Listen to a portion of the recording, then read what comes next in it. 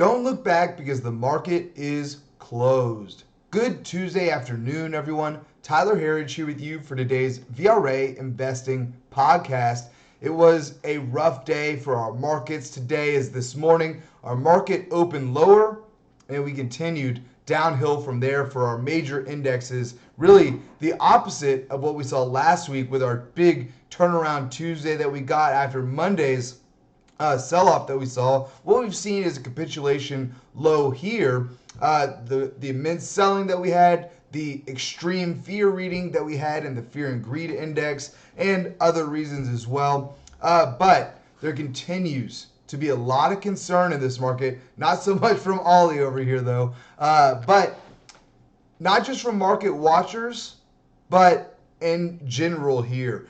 We've got the big Democrat spending plan coming up. They've been talking about this for months, and it could be anywhere from 1.5 trillion to 3.5 trillion. I've seen some estimates even higher than that they might try to shove through here, allegedly for transportation and infrastructure bill. They're not even calling it that anymore. I haven't seen anybody even saying it's an infrastructure bill because it's over 3,000 pages, and who really knows what exactly is going to be in this thing. So the pressure continues to mount there, which makes the timing of today's pullback and the recent pullback that we've seen that much more interesting. This has been the playbook from the last 18 months since the onset of coronavirus insanity. Anytime that the government wants to pass a new stimulus program, a new spending bill, the market heads lower in advance of that. They want to scare the market lower, in our view, because for a very simple reason. No one is asking for more spending and more stimulus when the market is at all-time highs. It seems irresponsible to be asking for more spending when the market's at all-time highs. Now, of course, the stock market is not the economy, but it does play a psychological factor into how people feel about the economy, about what direction we're going. When the stock market is at all-time highs, there could be fires in the streets, but everything's fine. The stock market's at all-time highs. Those with the financial well-being aren't afraid right now. So, again, psychologically, it's an important factor, but we've seen this playbook a number of times over the last 18 months. So far, our markets were able to hold Monday's lows from last week. In our view, we can't let the fear that you see in the financial mainstream media, now's the right time to be turning it off, really. But the reason for that is, over the long term, we see this as a pullback, and this has been a repeating pattern ahead of these bills being passed, that after they are passed, the markets are back to all-time highs. Now, this is not me trying to call a bottom here today. We remain extremely bullish. As you've been tuning in with us here, you know that about us. And even if you can't catch an exact bottom in the market, it's our continued view that this is year one, year and a half in to a brand new bull market, which typically, on average, lasts 4 to 6 years. So over the next year, over the next 2 years, you're going to be very happy with your investment if you buy on these pullbacks like this. And Kip and I, we talk before the podcast every day. We were talking about this before this podcast as well. Interesting timing that the Fed was just talking about potentially tapering quantitative easing. Interesting time for a pullback, don't you think? They don't want to take away the punch bowl. It's made them so much money. So in our view, we've honestly got a whole lot of QE on the way. The Fed may try to taper, but if the market starts to say that it doesn't like it, the Fed's going to go right back into QE-ville, and then QE-ville on steroids here. And in our view, yes, we see this as a house of cards. Let's call it what it is. But until the Federal Reserve and the government wants this party to end, it will not end. And we have the playbook here. Japan has been using quantitative easing for over 2 decades now without an incredible systemic implosion. They also have taken QE to the next logical step, where they're buying stocks, not just bonds. They're buying actual stocks. Japan is now the largest holder of not only Japanese bonds, but Japanese stocks as well. So that's the playbook that the Fed is following. And until the Fed has started to buy stocks, we're nowhere near the collapse of this house of cards. That's how we see it here.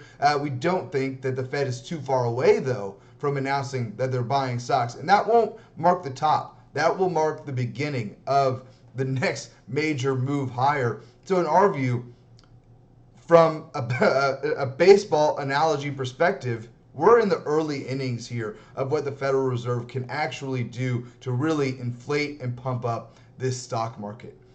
So again, that's another reason why we love these pullbacks to add to positions here. Another major factor coming out today in the mind of investors, not coming out today, but the emphasis being placed here today, is the issue of the debt ceiling. I've talked about this on a few podcasts before.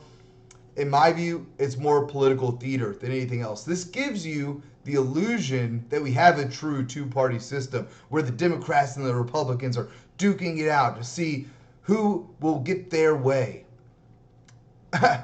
They're simply not going to allow the U.S. government to default on its debt. I continue to believe that this issue will be resolved, and pullbacks in times like this over news like that, we see it as a buying opportunity. Now, and this is an important point, September and October are historically pretty fearful months. The October crash of 1987, the pullback that we got last year in September, the 10% correction that we had, those are all on investors' minds during these months. Not just this year, but every year.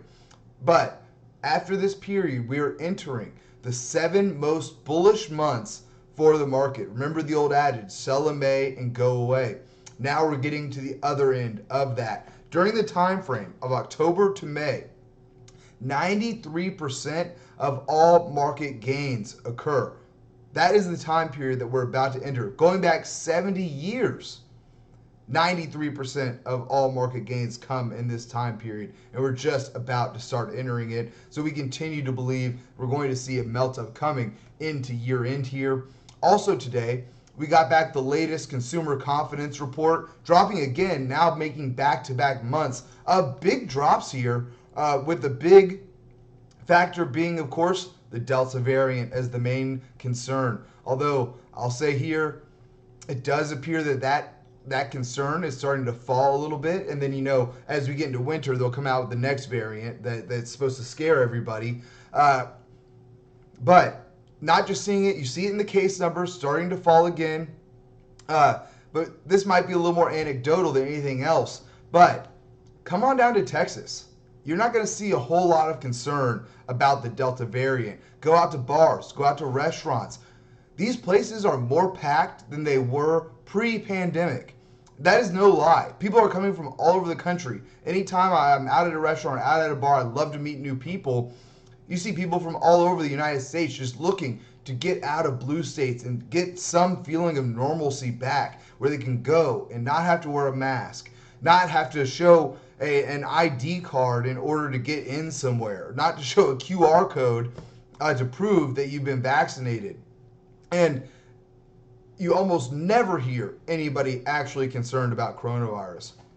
They are really, like I said, wanting to get out of blue states. So if you live in a blue state and you're tired of restrictions on coronavirus, I highly encourage you, come on down to Texas, especially if you're going to vote red. We need all the help we can get to make sure that Texas never becomes a blue state here. And I say that as an independent. I hate to choose sides and something like this, especially something so ridiculous as a two-party system. I think it was Thomas Jefferson who said when they were leaving the signing of the Constitution, they asked, what is the biggest threat to our republic?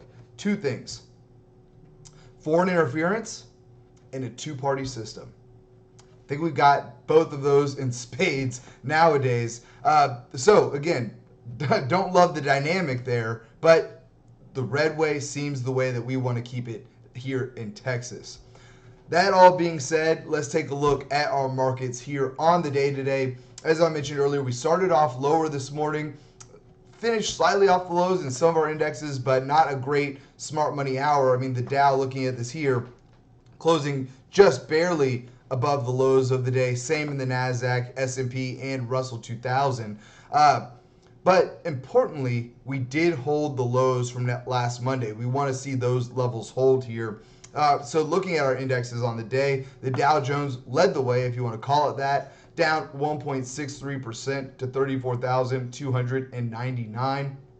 Excuse me. Next up there was the S&P 500, down 2.04% to 4,352. Next up were the small caps, down 2.25% on the day today to 2,229. And lastly, the Nasdaq, our biggest loser on the day, down 2.83% to 14,546. And importantly, we talk about this a lot here. We want to see tech leading the way higher and semis leading tech. Well, today we got the opposite of what we want to see. The Nasdaq tech led the way lower, and the semis led to the downside, actually closing below their Monday close. Were able to hold on above the lows of Monday, so we did still hold the lows. So that's the important number there. The close may not matter as much as the actual level that it got to. We were able to hold the lows from Monday, though, but the semis were down 4% on the day today. Not what you want to see. Looking at our internals on the day, we got weak readings here across the board. And interesting, yesterday, despite the S&P and Nasdaq being lower, we had strong internals yesterday. Nasdaq internals volume was like 3-to-1 positive on a down day. So that was pretty encouraging to see. So interesting to see this big turnaround Tuesday, if you want to call it that, to the downside.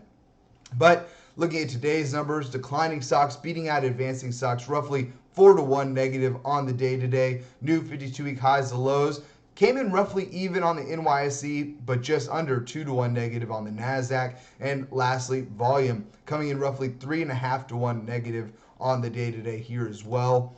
Looking at our sectors on the day today, we finished with 1 out of our 11 S&P 500 sectors higher on the day. That was energy. Energy's had some nice moves lately, but again, our only sector to finish higher on the day.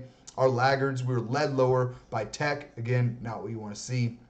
And then followed there by communication services, consumer discretionary, and healthcare. Finally for today, our VRA commodity watch.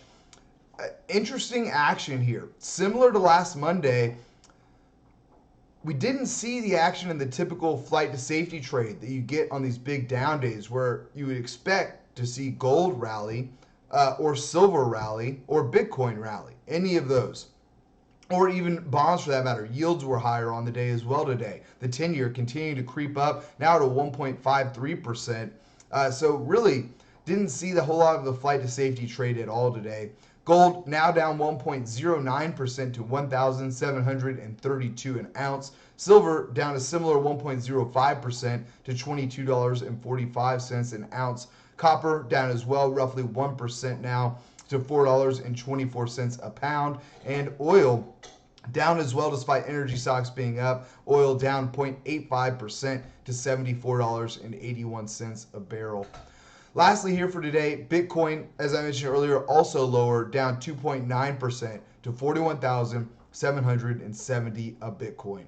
Folks, that is all that we have time for here today. Please be sure to subscribe to receive our VRA podcast every day at the market close. You can sign up at VRAinsider.com. Click the podcast link at the top, and we'd love to have you with us. Also, don't forget, we're now on YouTube as well with our video podcast. Check us out, Vertical Research Advisory on YouTube. Go subscribe to our page, and we'd love to have you with us there as well. Thanks again for tuning in. Until next time, we'll see you back here tomorrow for the close.